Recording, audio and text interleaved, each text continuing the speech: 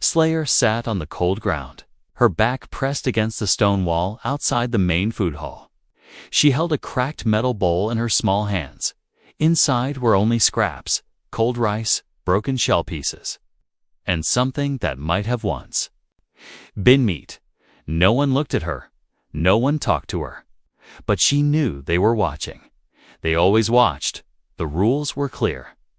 Low-bloods were not allowed inside, and Slayer was worse than low-blood.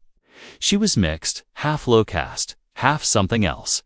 They didn't even have a word for what she was. So they made one up, Dirtyborn, a curse in their language. One that stuck to her like dust. It was cold today. Dust blew across the stone floor. Others sat inside, warm, laughing, with full bowls and hot drinks. The food hall was loud, full of voices and light, but out here, it was quiet, too quiet. Slayer looked down at her bowl again. Her stomach hurt, but not from hunger. It was the hurt that came when everyone pretended you didn't exist. When you were nothing, less than nothing, she lifted her spoon. It shook in her hand. Then she heard footsteps, not the fast, angry steps of guards, not the high-heeled steps of nobles. No, these steps were calm, steady, heavy. She didn't look up at first. No one ever came close. But the steps stopped right beside her. A shadow fell over her lap. She slowly looked up. It wasn't one of them. It was a human, tall, with sun-browned skin and short black hair. He wore a dusty uniform with a tool belt across his chest. She had seen him before, walking by, fixing things, but he had never looked at her. No one did, until now. He didn't say anything. He just looked at her bowl, then looked at her. Then, to her shock, he sat down right beside her, in the dirt. Her heart jumped. She looked around in fear. What was he doing? He would get punished, maybe worse. She opened her mouth to warn him, but no words came out.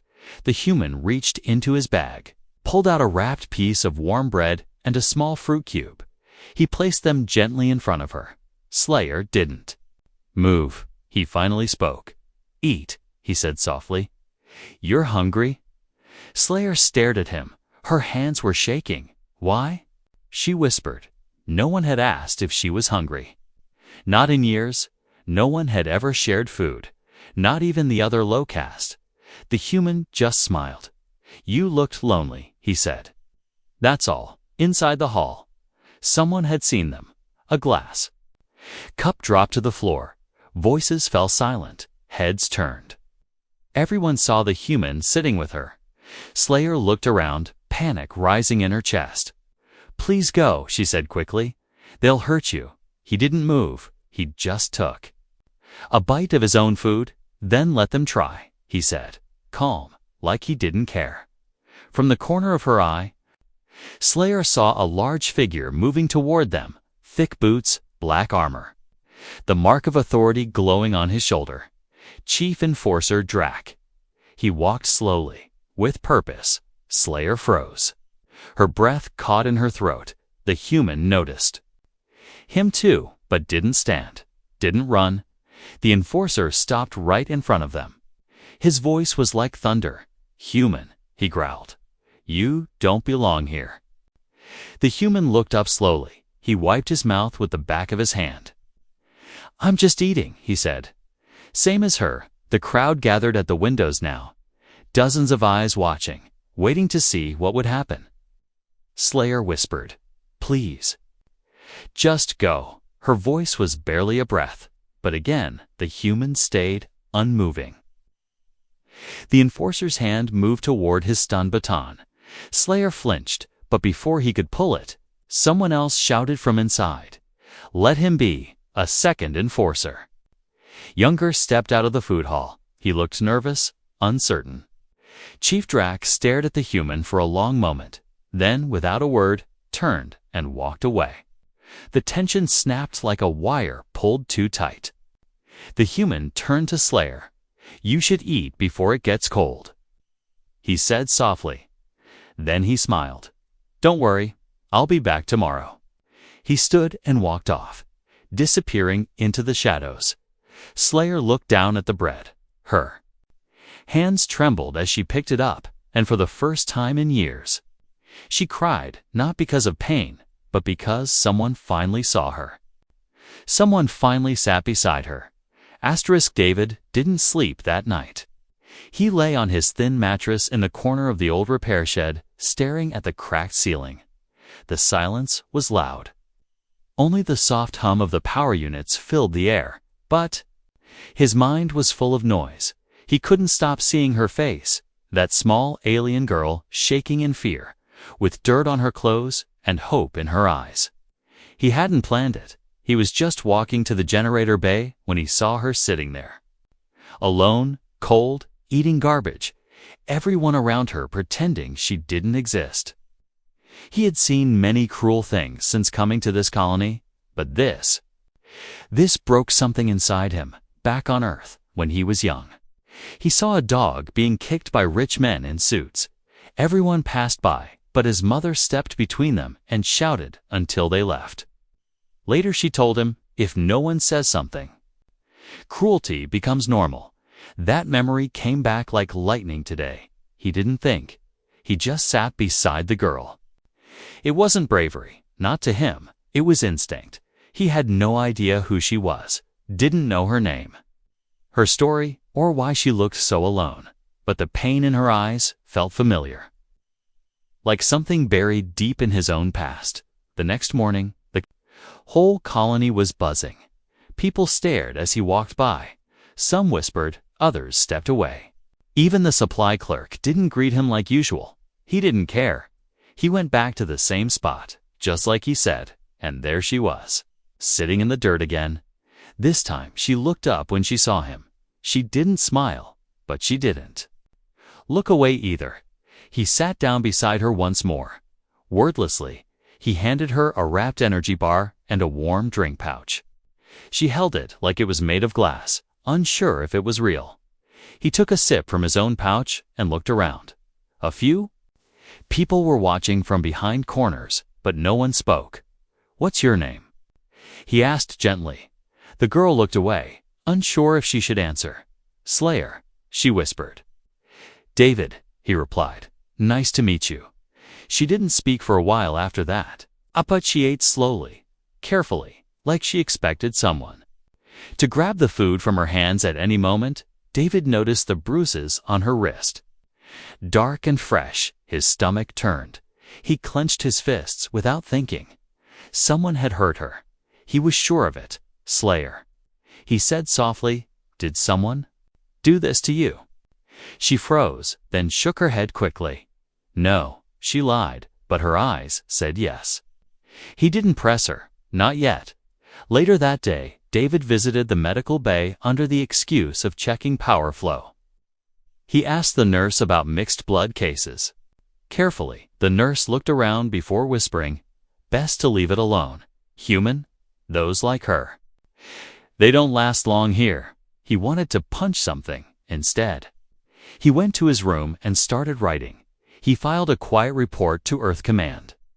Not about her yet, but about general caste abuse.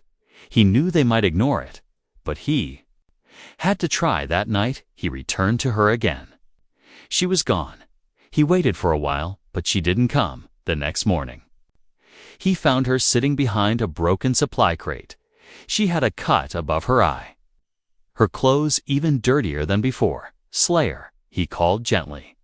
Moving closer, she flinched when he reached out. He pulled his hand back and knelt down. "Did someone do this?" he asked again. Tears filled her eyes, but she didn't speak. David reached into his pack and pulled out a soft cloth and a water pack. He offered it to her slowly. She took it with shaking hands. "Why are you helping me?" she asked finally. Her voice was cracked like dry leaves. "Because someone should," he answered. She looked at him like he was lying. No one had ever said those words to her before. In the shadows, someone watched them, a noble son, angry. Disgusted, he turned and walked away, his hands already typing into his wristband. Back at the main hall, whispers grew louder. The human was protecting the dirty one. He was touching her, feeding her, speaking to her like an equal. They said he was defiling the order, that he was dangerous. Some even said he should be removed, but Slayer. She smiled that night, a small, quiet smile, as David sat beside her again for the first time in her life.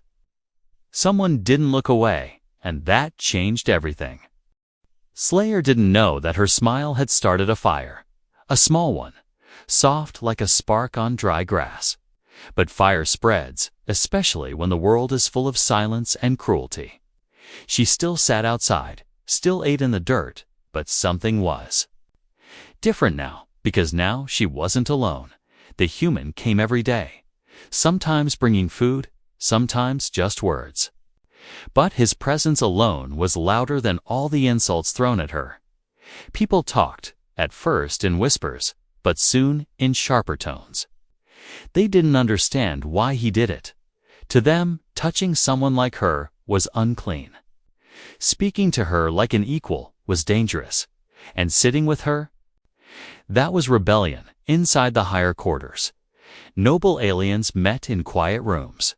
Holograms flickered with reports, still images showing the human sitting in the dirt beside the mixed-blood girl. They played one clip over and over, David wiping a cut on her cheek with his sleeve. That single moment caused a full debate inside the council chamber. One noble slammed his fist on the table. "This is infection," he growled. "The human spreads weakness with kindness." Another older noble leaned forward, eyes narrow. "No, it is not weakness," he said slowly. "It is something worse. It is hope." Hope was dangerous here. It could break chains, lift heads, open mouths. And they had built this world on silence. The chief enforcer, Drac, was called. In privately, his orders were short: make the human stop, but do it quietly. If he resists, remove him. Make it look like an accident. That night, David walked back to his repair shed and found the door broken. His things were scattered, power tools smashed, messages deleted from his pad. He looked around calmly, already guessing who had done it. He sat down on his ruined bunk and pulled out a small backup drive from his boot.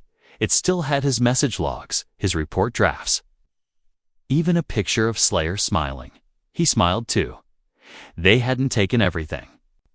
The next day, Slayer didn't show up at her usual spot. David searched the area quietly, finally finding her behind the waste tanks. Curled up and bruised, her lip was bleeding, and she winced when she moved. He didn't ask what happened. He just sat down and opened his bag. She stared at him through swollen eyes.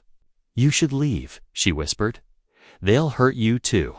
"They already did," he replied, offering her a protein bar. "I'm still here," she cried quietly, but ate anyway. For her, it was more than food. It was a shield, a strange kind of safety. Word spread even faster now.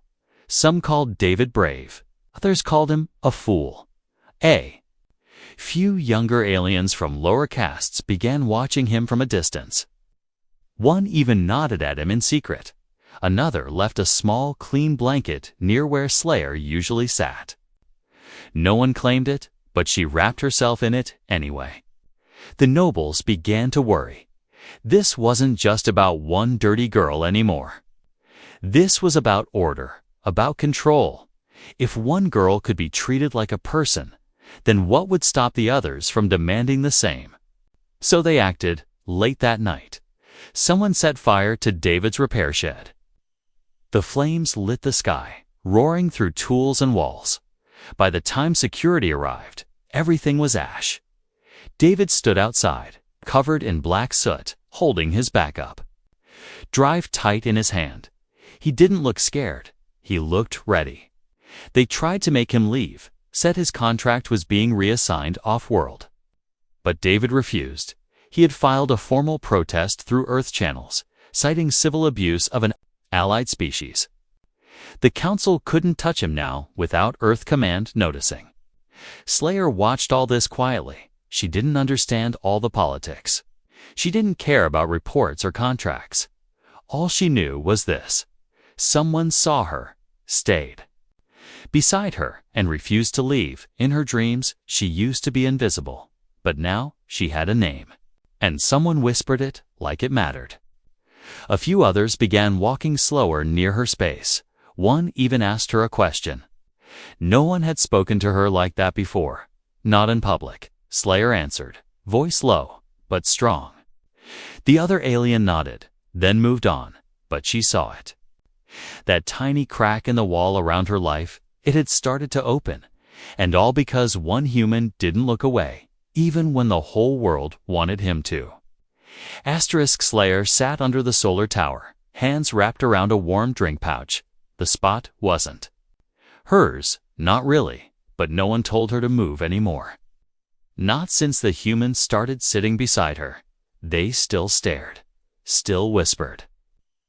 But their eyes held something new now, fear, maybe curiosity. Something was changing, and they all felt it. David walked up with his usual pack. Dust on his shoulders, burn marks on his boots. He had spent the whole night fixing emergency lines after his repair shed had been set on fire. He was tired, but not broken. He sat down beside her without a word, unwrapped a ration bar, and split it in half. Slayer took her piece without asking now. They didn't need to speak much anymore. Silence between them had become safe. But someone was watching. Again, not with hate this time, but interest. A figure stood behind a damaged wall, hiding in the shadows, small, lean, wearing faded robes. When David stood to leave, the figure stepped forward, quick and quiet. It was a young, alien male. His eyes darting like a hunted animal's. He held out a hand, and in his palm was a small folded note. David didn't speak, just took the paper and nodded.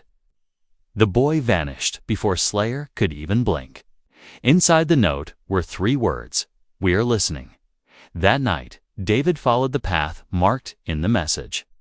It led him behind the old recycling station, past broken machines and silent vents. He found 3 figures waiting. Faces half covered, nervous but brave. One of them spoke in low common. "We are not many," she said, "but we see what you've done. We've been waiting for someone like you." David looked around at them. One was a medical assistant. Another, a water pipe engineer. The third, just a laundry worker. All low caste, all tired of silence. They didn't ask him to lead them. They asked him to teach them. So he did, not with weapons, but with ideas. He shared Earth's history, stories of broken chains, of peaceful marches, of people who stood together when the world told them to kneel. Slayer listened to eyes wide in the dark. He told them about his mother, how she once shouted at soldiers for hurting a stray dog, and how that small act taught him what bravery meant. Every night, they met in secret, passing messages through laundry tags, signal flashes and broken lights. More began to join slowly, carefully. Even one noble's daughter, hidden behind a hood, showed up. She didn't speak much, but she brought data proof of abuse. Lists of band names, even Slayer's file. The file was small, only 1 page. It listed her bloodline, her location, and one final word in red ink: expendable. David's hands trembled as he read it. Slayer said nothing, but her eyes were glassy. He tore the file in half, then burned it with a pocket torch. That night, he sat beside her under the tower. Again, she looked at him and asked softly, "Why are you still here?" He didn't answer right away. Then he said, "Because someone has to be." She looked down at her hands. "They'll kill you maybe," he replied. "But if I leave, who's next?" The next day, a small group of low-caste aliens refused to move when ordered to leave the central plaza. They didn't shout, didn't fight. They just stood in silence. A quiet protest, but powerful. The guards didn't know what to do. And then something unexpected happened. A young noble stepped forward, not to punish, but to offer them water, one by one. Others began showing small cracks in loyalty to the old system. Not many, but enough. Slayer felt it, like heat rising from deep under the ground. The world was still cruel, but it was no longer silent. She sat outside the food hall, like always. But this time, another low-caste girl sat beside her. Then a boy, then two more. They didn't speak. They didn't have to. They were seen now, and that changed everything. They set the fire just before dawn. The sky was still dark, the wind dry. Perfect for spreading flames. They didn't use fuel cells or grenades. Just old flammable cloth soaked in cleaner fluid, quiet, simple, deadly.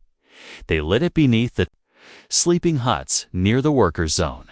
It's not where David stayed. His room was already gone, but where the silent rebels met now. A message, they said. Not murder, but fire has no mind, no control. Slayer was inside. She had come early to help. Clean data drives. She liked the quiet there, the soft humming of the old machines. It was the only place where she felt safe. The smoke reached her first, then the heat. She ran toward the back exit, but flames blocked her way. Sparks danced above like angry stars. She dropped low, coughing, crawling, her small body shaking with fear. That's when David arrived. He had heard the alarm before it was silenced. He saw the orange glow rising behind the old wall. He didn't wait. He kicked through a side panel. Ignoring the metal slice across his shoulder, he called her name once, just once, and she answered with a scream. He followed the sound, choking on smoke, eyes burning. He found her pressed against the wall, trembling like a leaf. Without thinking, he grabbed her, lifted her into his arms, and ran. The flames reached for them, jealous and wild, but he moved faster. He crashed through the side opening just as part of the roof came down behind them. Outside, she gasped for air, coughing hard. David dropped to his knees, still holding her. Others rushed in, low-caste rebels, guards, even a few nobles drawn by the heat and the panic. And then, out of the crowd, came the voice that changed everything. "Arrest the human," said Enforcer Drac. Stepping forward with his squad for starting this fire, the crowd gasped. David looked up, face black with soot, a cut bleeding across his cheek. "You think I did this?" he said. Voice cold. She was inside. "I pulled her out." "She is forbidden from being in that building." Drac replied, "You were hiding her." A silence fell over the plaza. Everyone knew what this was: an excuse, a trap, a warning, but no one moved. Then Drac stepped forward and grabbed Slayer's arm. "She comes with me," he said. She screamed, trying to pull back. David stood up. Eyes locked on the Enforcer's hand. "Let go," he said. "It's not your place to touch her." Drac smirked. "And who will stop me?" "You." Then it happened, fast and violent. David punched him. The Enforcer stumbled back, shocked more than hurt. David didn't stop. He followed with another hit, this time to the gut. The guards moved in, but the rebels blocked them, shouting. Started. Dust kicked up, fists flew, bodies slammed. Slayer stood frozen in the middle of it all, watching the human fight for her. Not with words, but with fire and fists. Blood hit the ground, but something else spilled to fear. The crowd wasn't afraid of David. They were afraid of what he stood for. They were afraid he wasn't afraid. A hidden drone, no bigger than a bird, recorded everything. Someone in the shadows uploaded the footage, and by nightfall, every outpost, mining colony, and cargo freighter had seen it. A human fighting enforcers for a dirty girl, and people cheering, not stopping him. That image broke walls faster than words ever could. Slayer sat beside David again that evening. He had a busted lip, a bruised eye, and a bandage across his shoulder. She held his hand carefully, like it might fall apart. "You didn't have to fight," she said softly. "I did," he replied. "You're not their property." She looked at him for a long moment. then leaned her head against his arm. He didn't move. He just sat there. Broken and proud, all around them, the whispers grew louder. Not of shame, but of change. The video spread like a virus across datapads, holograms, and whisper channels. The image of a human holding a bleeding alien girl, fists flying, voices shouting, guards retreating. It played again and again in places where no one dared speak before. And suddenly, silence was no longer safe in Sector 12. A low-caste worker refused to bow when a noble passed in Sector 8. 3 dirty-born girls ate together in the main hall, and no one stopped them, not because they were allowed, but because the room was quiet, watching, waiting to see. Who would try? The leaders of the colony gathered in the upper dome. Holograms flickered over the council table, all showing the same moment: David hitting Drac, and no one helping the enforcer. They argued for hours. Some wanted David punished, deported, silenced. Others said doing that now would make him a martyr. One councilwoman whispered the truth. They all feared. "We built this society on fear," she said, "but fear is changing sides." Meanwhile, David sat on a cold bench outside the med station. His arm was in a sling, lip still swollen, but his eyes were clear. Slayer sat beside him, not speaking. She had nothing to prove anymore. She just stayed close, and that was enough. A small group approached them, not rebels this time, not humans, but noble-born aliens. Wearing clean robes and silver markings, they didn't come to threaten, they came to talk.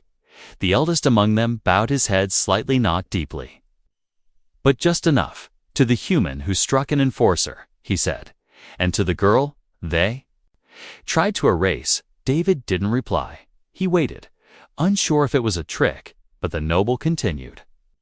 "My daughter saw your video," he said.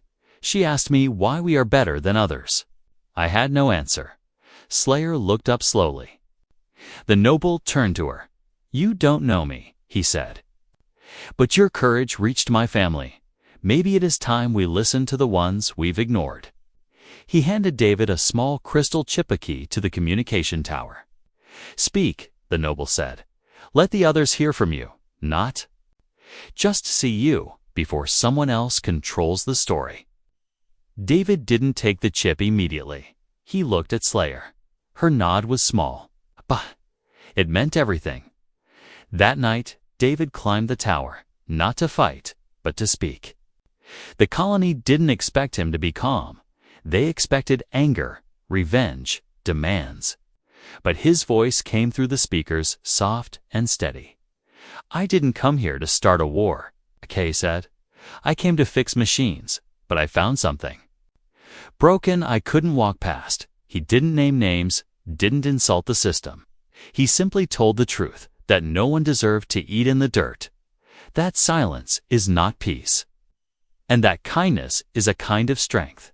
He ended with just 3 words, not shouted, not forced, just spoken with care. "She matters too." The next day, everything changed. A young noble girl sat beside Slayer at breakfast. A mechanic from another sector shared his tools with a dirty-born apprentice. A guard laid down his baton during inspection and walked away. The cracks were visible now, not loud, not violent, but real. Drac was replaced quietly. Moved to another post far from the public eye. The council never admitted fault. But they stopped enforcing caste codes near the food hall. For now, that was enough. Slayer walked through the plaza with her head up for the first time. Not everyone smiled. Many still looked away, some with hate in their eyes, but no one spat. At her feet, no one called her dirty. David met her under the solar tower, the same place they had sat since the beginning. "You're famous now," he said with a soft grin. She didn't smile back. Not fully. Instead, she said, "I'm not done yet." Neither was he. The day began like any other. The sky above the colony was a soft silver blue, with morning dust floating like mist in the air. Shuttles came and went. Machines hummed to life. People moved across the plazas and corridors, but something was different. Everyone could feel it. Today, a seat had been added to the central council table. A small thing made of dark wood and metal, but it changed everything. No one said it out loud, but everyone knew who it was for. Slayer stood outside the assembly dome, her hands folded in front of her. Her clothes were still simple, still the same worn fabric, but clean, repaired, and wrapped with care. Her face held no makeup, no jewels, no rank markings. But her presence pulled all eyes. David stood beside her, quiet as always. He didn't need to speak. He had walked the long path with her, and now he would stand still while she stepped forward alone. Inside, the council members took their places. One by one, some shifted nervously in their seats. Others kept their eyes down. Only a few looked toward the door with something close to pride. A voice came over the speaker, "Let her enter."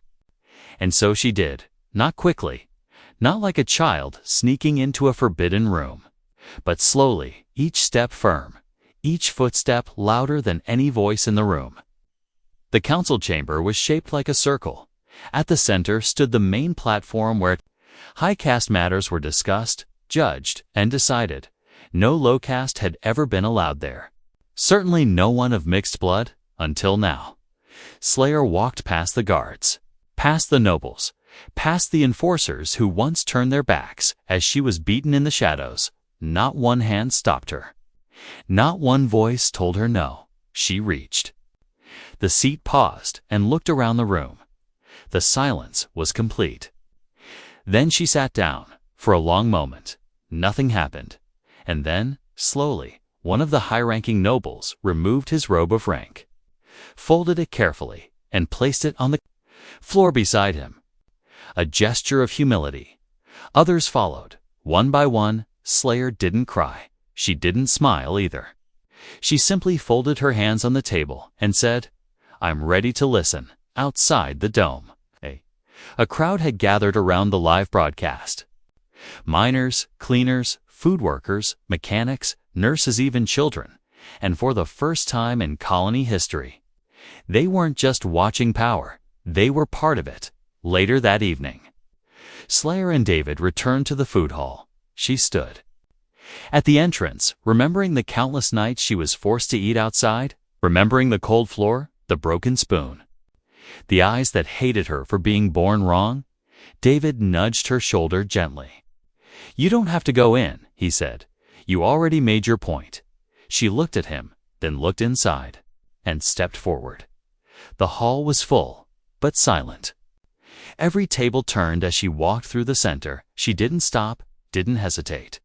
She reached the front table, the one reserved for council heads, and sat down. One heartbeat later, David joined her. Some stood, some stayed seated.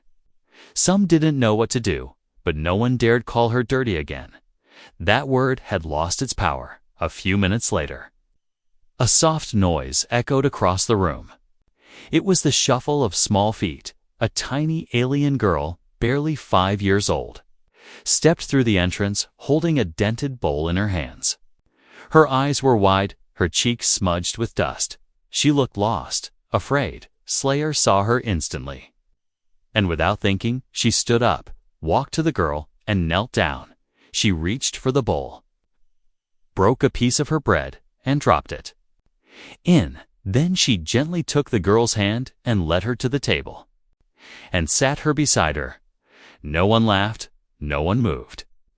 David watched quietly as the little girl smiled up at Slayer. It was a simple smile, full of warmth and wonder. The kind of smile no one had ever given Slayer when she was that age. She looked over at David and whispered, "I used to dream of someone doing this for me. Now I'm doing it for someone else." He didn't answer. He didn't need to, because in that moment, with one broken bowl and one shared seat, the caste system cracked, not with fire or fists, but with kindness that refused to kneel.